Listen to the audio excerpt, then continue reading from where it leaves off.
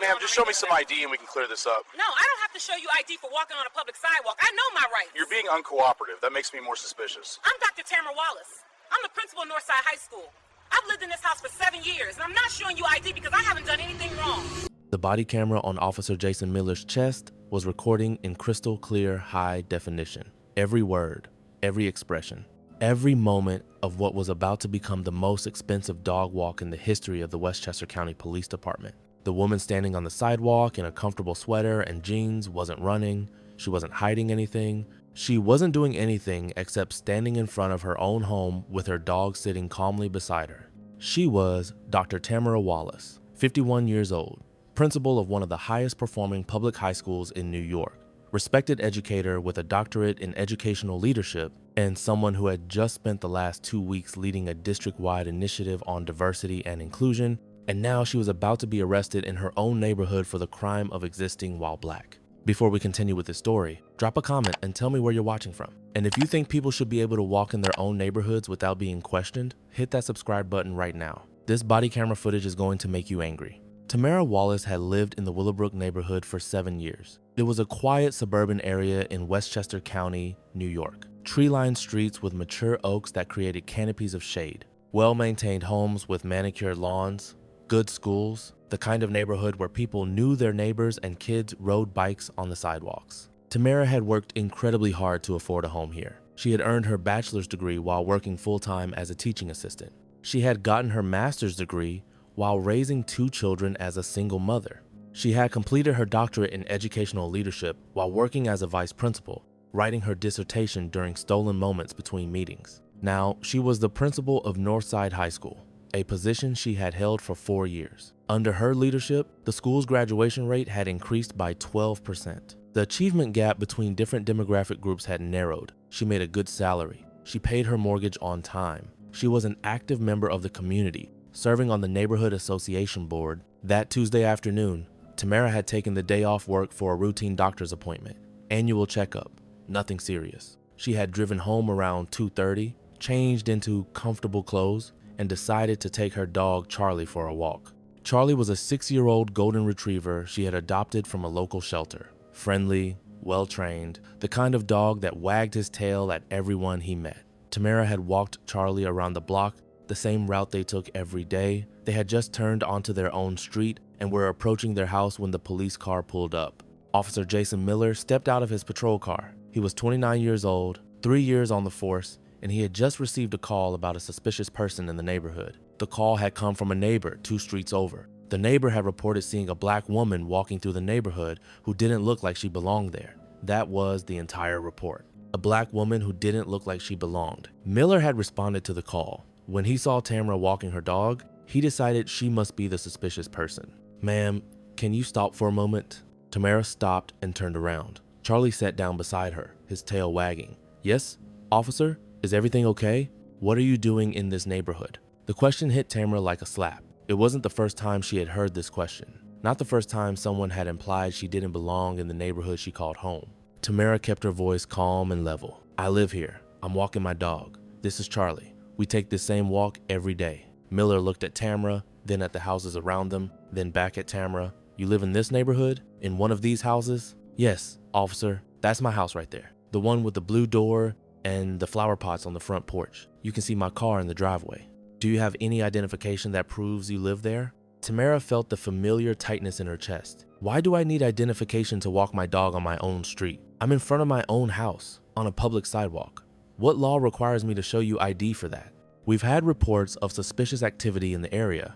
Tamara looked down at Charlie, still sitting patiently, tail wagging. Suspicious activity? Like walking a friendly golden retriever in broad daylight? What exactly is suspicious about what I'm doing right now? "I just need to verify your identity, ma'am.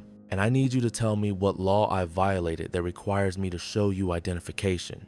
"I haven't committed a crime. I'm walking on a public sidewalk. In New York State, I'm not required to identify myself unless you have reasonable suspicion that I've committed a specific crime. So what's your reasonable suspicion? Have you ever been stopped in your own neighborhood for no valid reason? Type yes or no below." Miller's hand moved to rest on his duty belt. "It's standard procedure when we receive calls about suspicious person." "No, it's not. You need reasonable suspicion that I've committed a crime." Walking a dog doesn't meet that standard. So what specific crime do you suspect me of committing? Ma'am, you're making this more difficult than it needs to be. I'm asserting my constitutional rights. That's not difficult. That's what we teach students in civics class. Fourth Amendment protects against unreasonable searches and seizures. You're detaining me right now. You need legal justification for that. Miller took a step closer. The body camera captured his movement, captured Tamara standing her ground, captured Charlie looking between them with his tail still wagging. "What's your name?" Miller asked, his voice taking on an edge. "I don't have to tell you my name without reasonable suspicion of a crime. Refusing to identify yourself can be considered obstruction." "No, officer, it can't. New York doesn't have a stop and identify statute. I'm only required to provide identification if you have reasonable suspicion that I've committed a specific crime. You haven't articulated any such suspicion. This is basic constitutional law. I received a report of a suspicious person in this neighborhood. Based on what specific information? What did this supposedly suspicious person do?" Miller hesitated. The body camera captured the pause. The caller reported seeing someone who didn't appear to belong in the neighborhood. Tamara let those words hang in the air. She wanted them recorded. Didn't appear to belong. "And what about me makes you think I don't belong in this neighborhood, officer? What criteria are you using to determine who belongs and who doesn't?" "I didn't say you don't belong, but that's what the call said, isn't it? Someone saw me and decided I didn't look like I belonged here. So let me ask you directly. If I were white, would we be having this conversation right now?" "Ma'am, I'm just responding to a call from a concerned citizen." "A concerned citizen who called the police on a woman walking a dog. What was the concern exactly? Was I threatening anyone? Was I trespassing? Or was the concern simply that I'm a black woman in a predominantly white neighborhood?" Miller's face flushed red. The body camera captured it clearly. "This isn't about race, ma'am." "Then what is it about?" "Because I'm doing exactly what white residents in this neighborhood do every day. Walking their dogs, checking their mail, sitting on their porches, and nobody calls the police on them. But I do the exact same things, and I get the police called on me. I'm just doing my job responding to calls. Your job is to investigate actual crimes, not to harass law-abiding citizens because someone had a racist reaction to seeing them. I pay property taxes here. I contribute to this community as an educator. I serve on the neighborhood association board. I've lived here for 7 years, and I shouldn't have to justify my existence to you." Miller reached for his radio. The body camera captured the movement. "This is Unit 23. I need backup at Willowbrook Drive and Maple. Uncooperative individual." Tamara's eyes widened. "You're calling backup because a woman is walking her dog and declining to show ID when you have no legal basis to demand it? You're refusing to cooperate. That's escalating the situation. I'm asserting my constitutional rights. You're escalating by calling backup when there is no emergency, no crime, and no threat." "Ma'am, I need you to calm down." "I am calm. I'm also correct. And you calling for backup proves this was never about suspicious activity. This is about a black woman in a white neighborhood having the audacity to assert her rights." 2 minutes later, another patrol car pulled up. Officer Sandra Hayes stepped out. Hayes was a 12-year veteran, 43 years old, and she had worked in this area for 8 years. "What's the situation, Miller?" Hayes asked. "This woman is refusing to provide identification. We had a suspicious person call. She's being uncooperative." Hayes looked at Tamara carefully. She took in the comfortable clothes, the golden retriever sitting patiently, the house with the blue door behind them, then her eyes widened. "Dr. Wallace?" Tamara nodded, relief flooding through her. "Officer Hayes." "Yes, it's nice to see you again." Hayes turned to Miller, and there was something sharp in her expression. "This is Dr. Tamara Wallace. She's the principal at Northside High School. She's lived in that house for 7 years. I've attended community meetings at her home." Miller's face had gone pale. "You know her?" "Everyone in this community knows her. She's on the neighborhood association board. She organizes the community block party. What is this call about?" Tamara spoke before Miller could answer. "Officer Miller received a call about a suspicious person. He saw me walking my dog and decided I must be that person. He demanded ID even though I explained I live here and haven't committed any crime. When I declined and asserted my Fourth Amendment rights, he called me uncooperative and called for backup. All of this is on his body camera." Hayes looked at Miller. Her voice had an edge now. "Did you verify her address before demanding identification?" "I was investigating the call. By demanding ID instead of asking basic questions, did you ask which house she lived in and verify it?" "She wouldn't cooperate." Hayes pulled out her radio. "Dispatch, This is Unit 47. Cancel that backup request for Willowbrook and Maple. Situation is resolved. She turned to Tamara. Dr. Wallace, I apologize for this situation. This should not have happened. You're right, it shouldn't have. But this isn't the first time it's happened to me in this neighborhood. What do you mean? This is the 4th time I've been stopped or questioned here since I moved in. The first time was 3 months after I moved in. I was checking my mailbox. A patrol car pulled up and an officer asked what I was doing. The second time was a year later. I was taking out my garbage cans. Another officer questioned me. The third time was 2 years ago. I was getting into my own car in my own driveway, and an officer asked if the vehicle belonged to me. I filed a formal complaint about that one. And now this. 4th time in 7 years. Hayes' expression grew more serious. Did you file reports on all of these? The first 2 times, I didn't. I didn't want to cause problems. The third time, I filed a formal complaint. I never heard back. Nothing changed. So this time, I'm not letting it go. Miller finally spoke, his voice quieter. Ma'am, if there was a misunderstanding, I apologize. Tamara looked directly at him, then at his body camera. This wasn't a misunderstanding. Your body camera recorded everything. From the moment you asked me what I was doing in this neighborhood, to demanding ID without reasonable suspicion, to calling me uncooperative, to calling for backup, all documented. So no, I don't accept your apology. I need your department to do better. Do you think Dr. Wallace should take legal action? Let me know in the comments. Hayes pulled Miller aside. They walked a few steps away, but the body camera still captured their quiet conversation. Do you understand who you just detained? Hayes asked, her voice low but firm. I do now.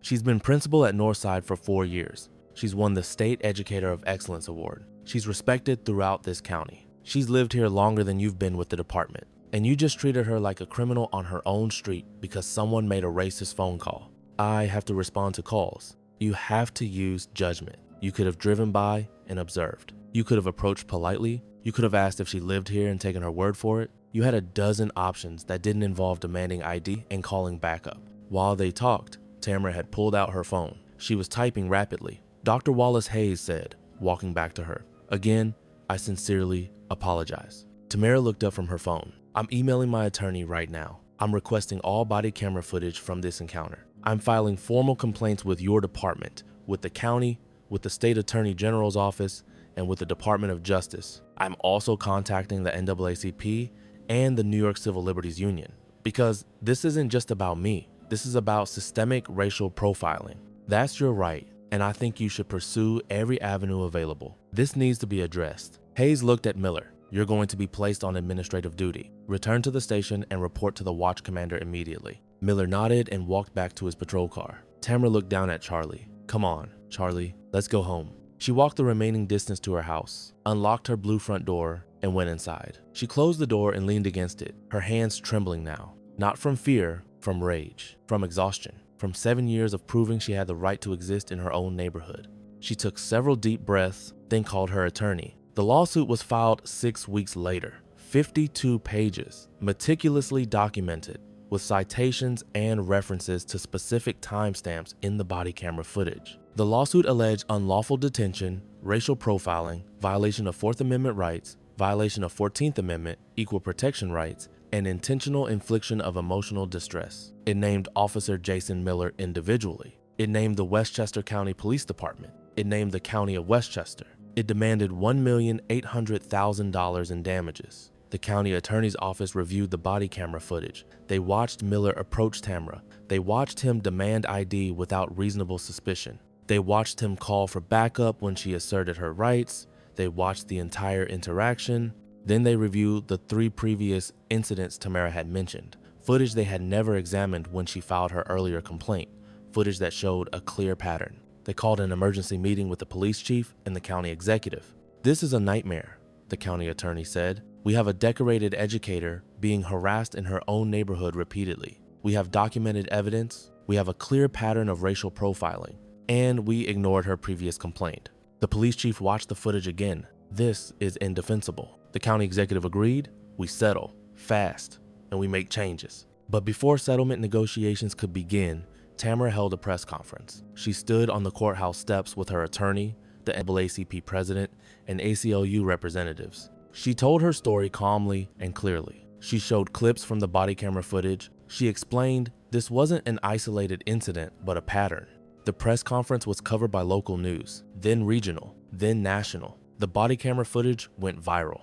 Within 48 hours, it had been viewed over 12 million times. Within a week, over 40 million views. The hashtag #WalkingWhileBlack started trending. People across the country shared their own stories of being profiled in their own neighborhoods. The Westchester County Police Department opened an internal investigation. They reviewed not just Miller's conduct, but the department's response to Tamara's previous complaints. The investigation took 9 weeks. The findings were devastating. Miller had failed to use reasonable judgment. He had escalated unnecessarily. He had demonstrated bias in his approach and language. But worse, the department had failed to properly investigate Tamara's previous complaints. They had dismissed her concerns without reviewing evidence. They had allowed a pattern to continue unchecked. Officer Jason Miller was terminated 12 weeks after the incident. The termination letter cited multiple violations: unlawful detention, bias-based policing, failure to use appropriate judgment, and conduct unbecoming an officer.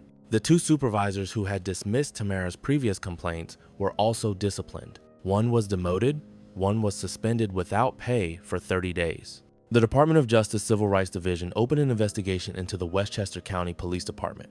They found patterns of disparate treatment based on race in stops, detentions, and use of force. The department entered into a consent decree requiring comprehensive reforms: mandatory bias training, community oversight, data collection on all stops, regular review of body camera footage, and federal monitoring for 5 years. Tamara's lawsuit went to mediation 14 months after the incident. The county's opening offer was $600,000. Tamara's attorney countered with $2 million. They settled for $1,650,000. Tamara donated $300,000 to organizations working on criminal justice reform and racial equity. She used the rest to establish a scholarship fund for students from underrepresented backgrounds pursuing careers in education. Jason Miller never worked in law enforcement again. He moved to a different state and took a job in sales. He gave one interview to a local podcast, claiming he had been following his training and that political correctness had cost him his career. The body camera footage became required viewing at police academies across New York State. Law schools used it to teach about Fourth Amendment rights and racial profiling. Community organizations used it in Know Your Rights workshops. One dog walk led to $1 million settlement, a terminated career, multiple disciplinary actions, and a federal consent decree. Tamara Wallace continued as principal of Northside High School. She continued her diversity and inclusion work. She continued living in her house with the blue door. But she installed security cameras around her property. She started carrying her phone with the recording app ready every time she left her house. She joined advocacy organizations working on police reform. In interviews, Tamara has said that what happened to her is a daily reality for Black Americans, being questioned in spaces where we live and work, being told we don't belong in places we've earned the right to occupy, being treated as suspicious for simply existing while Black. That's why she fought back. That's why she made the footage public. That's why she donated to organizations working for change. Because individual accountability matters, but systemic reform is what creates lasting change. The body camera footage is still online. You can watch it yourself. You can see a school principal calmly explaining her constitutional rights while being unlawfully detained for walking her dog in front of her own house. You can see what racial profiling looks like when documented clearly. You can see the moment when Officer Hayes recognizes her and realizes the mistake. You can see what happens when someone refuses to accept being treated as suspicious. What's your biggest takeaway from this story? Drop it in the comments. And if this made you think about who gets questioned and who doesn't, about who has to prove they belong and who is automatically assumed to belong, make sure you subscribe. This story matters because Tamara Wallace did everything society tells you to do. She got an education, not just a bachelor's, but a master's and a doctorate. She worked hard, not just 40 hours, but the countless extra hours educators put in. She achieved professional success, becoming a principal and improving outcomes for students. She bought a home in a safe neighborhood. She contributed to her community. She was financially stable and law-abiding. And none of it protected her from being stopped by police for walking her dog in front of her own house. None of it prevented neighbors from viewing her as suspicious. None of it guaranteed basic dignity and respect. She still had to prove she belonged in a neighborhood where she'd lived for 7 years and paid property taxes. She still had to assert her constitutional rights while standing on her own street. She still had to endure the humiliation of being detained in front of her neighbors. Think about what that means. Think about who gets questioned in their own neighborhoods and who never has to worry about it. Think about who has to carry identification to check their mailbox and who would find that absurd. Think about who is automatically assumed to belong and who constantly has to prove it. This story shows that achievement doesn't protect you from racism. Success doesn't make you immune to bias. A doctorate doesn't prevent someone from calling the police because they don't think you belong. But this story also shows that when violations are documented, when people refuse to stay silent, when evidence is undeniable, accountability is possible. Change can happen. Not every unlawful detention ends with justice. Not every complaint leads to reform. Not every person who experiences this has the resources or energy to fight back through the legal system. But Tamara did, and her fight resulted in accountability for the officer, a substantial settlement, and systemic reforms that will hopefully prevent this from happening to others. Every case that results in accountability makes the system incrementally better. Thanks for watching all the way through. If this opened your eyes to the reality of racial profiling, if it made you think about assumptions we make about who belongs where, share it with someone who needs to see it. Hit subscribe if you haven't already. Drop a comment. Should the neighbor who made the racist call face consequences? What would real accountability look like? See you in the next one.